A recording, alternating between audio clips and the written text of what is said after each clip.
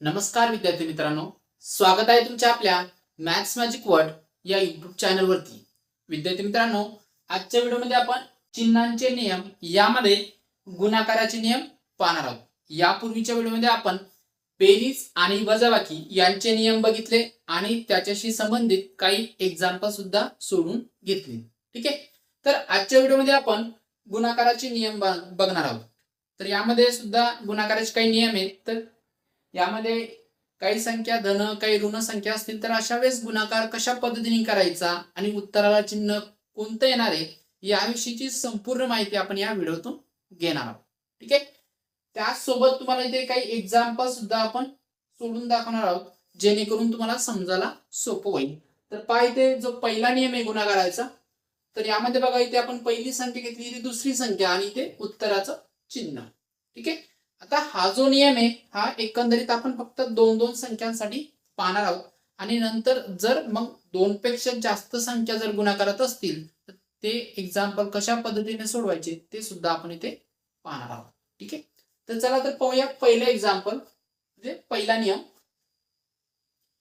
पहिली संख्या धन आहे आणि दुसरी संख्या धन, यांच्यामध्ये गुणाकार आहे. ज्यावेळेस दोन्ही संख्या धन असतील म्हणजे अधिकवाल्या असतील तर त्यावेळेस जे काही उत्तर मिळेल त्या उत्तराला अधिकचं चिन्ह तुम्हाला द्यायचंय. ठीक आहे, म्हणजे ज्यावेळेस दोन्ही धन संख्या असतील तर उत्तर कसं मिळणार, तुम्हाला धनच मिळणार आहे. मग आता हे दोनच संख्यांसाठी होणार आहे का? नाही, दोन पेक्षा कितीही संख्या येऊ द्या पण त्या सर्व धनसंख्याच असायला पाहिजे. तर त्याचं उत्तर तुम्हाला काय करायचंय, धनच घ्यायचंय. काय असणार त्याचं उत्तर? धनच असणार आहे. ठीक आहे, तर पाहिजे एक्झाम्पल काय, तर पहिलं जे उदाहरण आहे 5 गुणिला 4, 5 आणि 4 या दोन्ही धनसंख्या आहेत आणि यांचा गुणाकार 5 गुणिला 4 किती होतात? 20. 5 चोक 20 होतात. धनसंख्या असेल तिथे अधिक लिहिण्याची गरज नाहीये. अधिक नाही म्हणजेच अधिक लिहिलेलं नाही म्हणजे तरी पण ही काय धनसंख्याच होते. ठीक आहे, दुसरं एक्झाम्पल पहा, 6 गुणिला 3, 6 आणि 3 या दोन्हीच्या दोन्ही धनसंख्या आहेत आणि यांचा गुणाकार 6×18 होतो. तर याला आपण धन 18 म्हणू शकतो किंवा अधिक 18 म्हणू शकतो. ठीक आहे, तिसरं एक्झाम्पल पहा. आता इथे आपण दोन पेक्षा जास्त संख्या घेतलेल्या आहेत, तर दोन पेक्षा जास्त संख्या तुम्ही घेऊ शकता, फक्त तुम्हाला गुणाकार जमायला पाहिजे. ठीक आहे, आता यामध्ये बघा ज्यावेळेस दोन पेक्षा जास्त संख्या असेल तर मग आपण काय करत असतो, अगोदरच्या दोन संख्यांचा गुणाकार करतो, नंतर तो जो काही गुणाकार असेल तर नंतरच्या संख्येसोबत गुणाकार करतो. ठीक आहे, तर इथे बघा 4, 5, 3 या तीन संख्या आहेत आणि तिन्हीच्या तिन्ही संख्या या धनसंख्या आहेत. म्हणजे आपलं जे उत्तर आपल्याला मिळणार आहे ते कसं मिळणार आहे, एक धनसंख्याच असणार आहे. ठीक आहे, तर पाहिजे 4 गुणिला 5 20 होतात, 4 पंचे 20 आणि 20 गुणिला 3 60 होतील, 20 3 60. हे जे उत्तर मिळत आहे आपल्याला हे अधिक 60 असणार आहे. ठीक आहे, आता यानंतरचं एक्झाम्पल 2 गुणिला 4 गुणिला 6 गुणिला 5. इथे आपण चार संख्या घेतलेल्या आहेत आणि सर्वच्या सर्व या धनसंख्या आहेत. म्हणजे आपलं जे उत्तर मिळणार आहे आपल्याला ते धनसंख्याच असली पाहिजे. ठीक आहे, तर पाहिजे दोन दोन संख्यांचा गुणाकार करत घेऊया. 2 गुणिला 4 8 होतात, बरोबर आहे, आणि 8 सकम 48 होतात आणि 48 गुणिला 5 हे जर केलं तुम्ही तर याचं उत्तर मिळतं तुम्हाला 240. किती मिळतंय? 240. आणि हे कसं असणार आहे, अधिक मध्ये असणार आहे. आता हे थोडं लॉंग प्रोसेस नव्हतं, आता तुम्ही इथेच बघा, हे काय 2 गुणिला 4 गुणिला 6 गुणिला 5. आता इथे सोडवायचं म्हणलं तर असं सोडवत जावं लागेल. अगोदर या संख्यांचा गुणाकार 2 गुणिला 4 8 होती, नंतर या दोन्ही संख्या जशाच्या तशा लिहून घ्यायच्या, बरोबर आहे. नंतर या दोन संख्यांचा गुणाकार 8 सकम 48 आणि राहिलेली संख्या कुठली 5. नंतर या दोन संख्यांचा गुणाकार 5 8 40 40 0 40 4 5 चोक 20 20 24, बरोबर आहे. याला 240 उत्तर. तर ज्यावेळेस दोन पेक्षा जास्त संख्या असतील तर त्याला आपण या पद्धतीने सोडवत असतो, दोन दोन संख्यांचा गुणाकार घेत असतो. ठीक आहे, आता हे थोडं अवघड नाही म्हणू शकत आपण याला, हे सोपंच आहे, फक्त वेळ जातोय. आता यामध्ये आपण थोडा बदल काय करू शकतो, आता तेच इथे एक्झाम्पल आहे. तर इथे कुठल्याही संख्याचा तुम्ही गुणाकार घेतला, पण काय होतं, दोन दोन संख्यांचा वेगळ्या संख्यांचा गुणाकार केला तर संख्या मोठ्या होण्याचे चान्सेस असतात आणि गुणाकार करायला थोडं अवघड जातं, वेळ लागतो अजून. तर इथे बघा 2 × 4 यांचा गुणाकार 8 येणार आहे. आता या दोघांचा गुणाकार 6×5 = 30, बरोबर आहे. असंही तुम्ही करू शकता. नंतर 8×3 8×3 = 24 होतात आणि हा शून्य तर ठेवून द्यायचा 240. म्हणजे असंही तुम्ही करू शकता किंवा असं सुद्धा करू शकता. फक्त हे ज्यावेळेस करतो आपण, आता इथे संख्या खूप लहान लहान आहे, सहजरित्या आपण ते सोडू शकलो. पण काही वेळेस संख्या जास्त मोठ्या बनतात, मग दोन्ही संख्या जर मोठ्या बनल्या तर मग गुणाकार करायला अवघड जाते. जेणेकरून काही वेळेस तुम्ही ही मेथड यूज करू शकता किंवा ही पण डायरेक्ट कशी बाकीचे जे नंबर आहेत त्यांचा गुणाकार करायचा. ठीक आहे, जेणेकरून आन्सर लवकर मिळेल. आणि शक्यतो त्याच्यामध्ये जर 5 असेल 10 असेल अशा संख्यासोबत गुणाकार करा, जेणेकरून त्यांच्या शेवटी तुम्हाला शून्य मिळेल. म्हणजे गुणाकार करायला सोपं जातं. जसं की इथे बघा 6×5 केलं तर 30 झालं, मग हे शून्य काय डायरेक्ट ठेवून देतो आपण आणि 8×3 = 24 होतात. शून्य जसं तसं ठेवून दिलं आपण, म्हणजे असा गुणाकार करायला आपल्याला सहज सोपं. ठीक आहे, तर हा झाला पहिला नियम. पहिल्या नियमामध्ये काय पाहिलं आपण, दोन्ही संख्या आपल्या काय असणार आहेत, धनसंख्या, आणि त्यांचं जे उत्तर मिळणार आहे आपल्याला ते काय असणार आहे, धनसंख्याच असणार आहे. मग त्या 2 पेक्षा जास्त जरी असतील तरी चालतील, पण कशा पाहिजेत, धनसंख्याच पाहिजे. यानंतर पाहू दुसरा नियम. पाहिजे दुसरा नियम काय आहे, तर पहिली संख्या ऋण संख्या आहे आणि दुसरी सुद्धा ऋण संख्या आहे, तर अशा वेळेस उत्तराला चिन्ह कुठलं द्यायचंय, अधिकचे द्यायचं. ठीक आहे, तर अगोदरचा नियम जसा होता सेम तसाच आहे.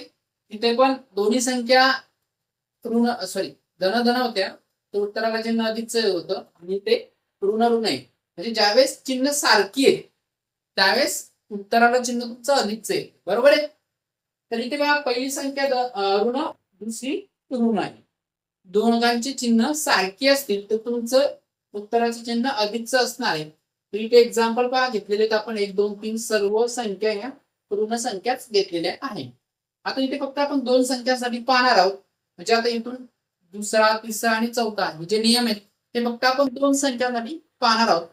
आणि यानंतर 2 पेक्षा जास्त संख्या आपण डायरेक्ट कंबाईन घेऊनच ते एक्झाम्पल पाहणार आहोत, कारण ते सगळ्या ठिकाणीच लागू होते. तर मग ते एक कंबाईन पाहणार आहोत. तर पाहिजे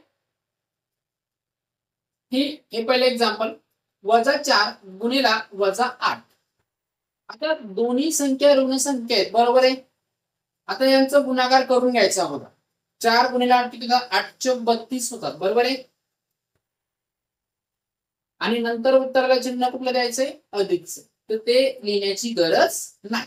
मग -4 गुणिला -8 त्याचं उत्तर किती मिळतंय, +32 म्हणू शकतो किंवा -32 म्हणता येईल आपल्याला. यानंतर बघा दुसरं एक्झाम्पल, -5 गुणिला -10.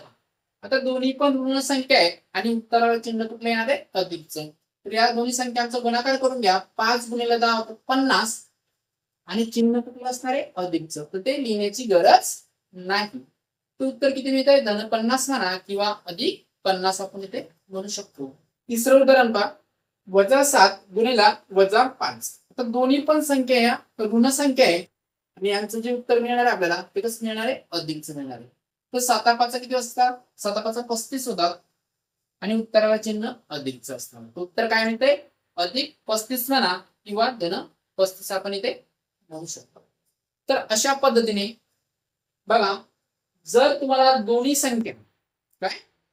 संख्या या ऋण संख्या मिळत असेल तर उत्तराला चिन्ह तुमचं अधिकचं असणार आहे. कुठलं असणार आहे, अधिकचं तुम्हाला उत्तराला चिन्ह द्यायचं.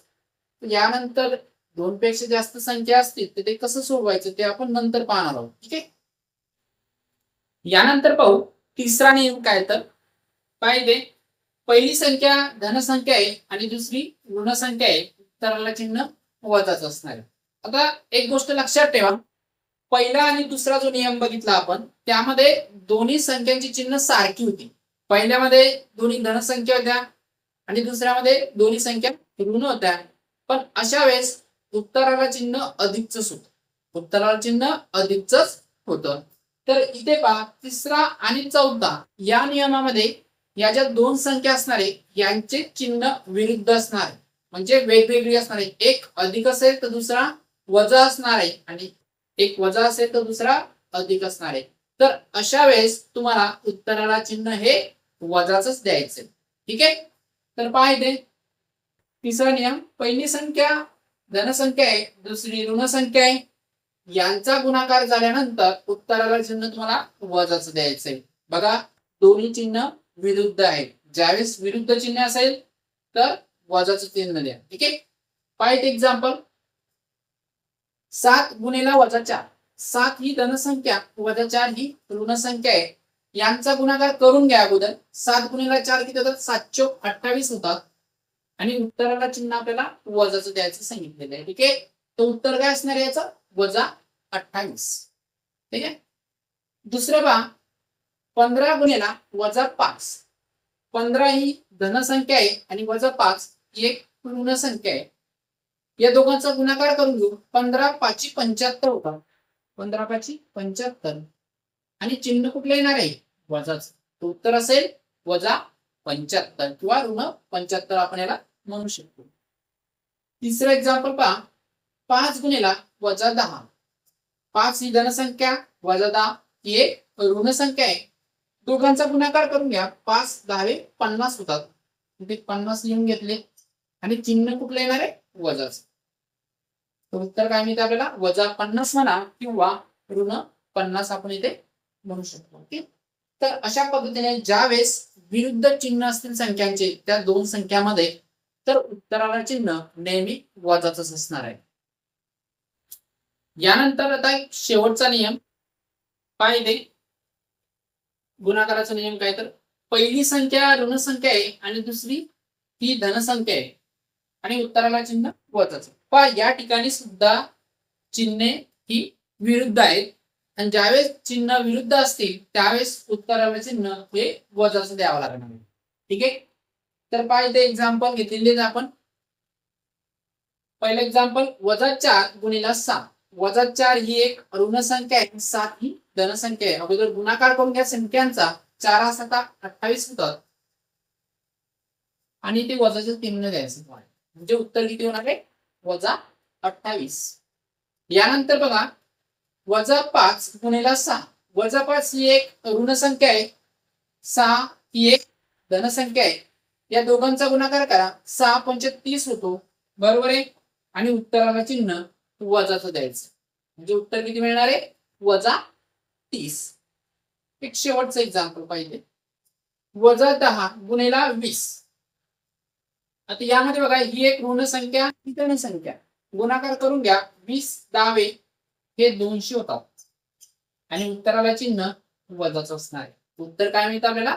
वजा 200. तर अशा पद्धतीने ज्या ठिकाणी तुम्हाला दोन संख्यांची चिन्हे विरुद्ध दिसतील अशा ठिकाणी गुणाकार केल्यानंतर उत्तराला चिन्ह तुम्हाला वजाच द्यायचं आहे. म्हणजे एकंदरीत तिसरा आणि चौथा नियम सारखाच आहे. त्याच पद्धतीने पहिला आणि दुसरा तो पण सारखाच आहे. ओके. तर यात आपण दुसरा तिसरा आणि चौथा नियम जो आहे तर यामध्ये फक्त दोन संख्यांसाठी सुधारणी घेतलेली. तर जर समजा 2 पेक्षा जास्त संख्या जर असतील मग उत्तराला चिन्ह कुठलं येणार हे आपण इथे पुढच्या व्हिडिओमध्ये पाहणार आहोत. तर यामध्ये जे आहे साधारणतः त्याच्यामध्ये 2 पेक्षा जास्त संख्या असणार आहेत. मग तो गुणाकार करत असताना आपल्याला प्रत्येक ठिकाणी 2-2 संख्यांचाच गुणाकार करावा लागतो. कारण गुणाकार करत असताना तुम्हाला गुणाकारात फक्त 2 संख्या वापरल्या जातात. मग त्याच वेळेस तुम्हाला म्हणजे 4 नियम बघितलेले आपण तेच नियम आपल्याला वापरायचे. पण मग त्याच्यामध्ये 2 नियम असे आहेत की ते नियम तुम्हाला त्या एक्झाम्पल मध्ये किती वजाचे चिन्ह आहेत त्याच्यावरून सांगता येईल की हे त्याचं जे उत्तर मिळणार आहे ती धनसंख्या असेल की ऋण संख्या असेल. म्हणजे कमीत कमी तुम्ही त्याचं उत्तर धन असेल की ऋण असेल हे नक्कीच सांगू शकता. तर पुढच्या व्हिडिओमध्ये आपण हे जे 4 नियम बघितले गुणाकाराचे यावर आधारित एक्झाम्पल पाहणार आहोत.